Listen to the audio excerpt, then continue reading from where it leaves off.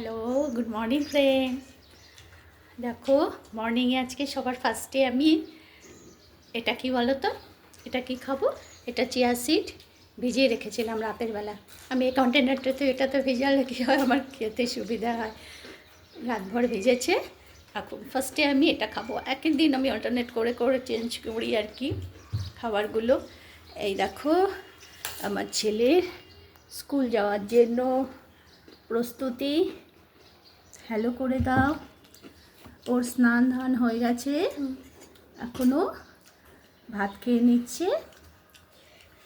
ভাত ডাল দিয়ে মেখে দিয়েছি।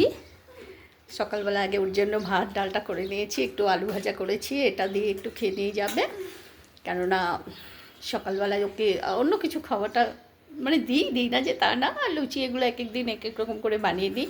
ভাতটা খেয়ে গেলে কি অনেকক্ষণ পেটে থাকে বলো। তারপরে এখন স্কুল দিয়ে ওকে স্কুলে গাড়িতে উঠিয়ে দিয়ে তারপরে আবার যেন ব্রেকফাস্ট রেডি করব।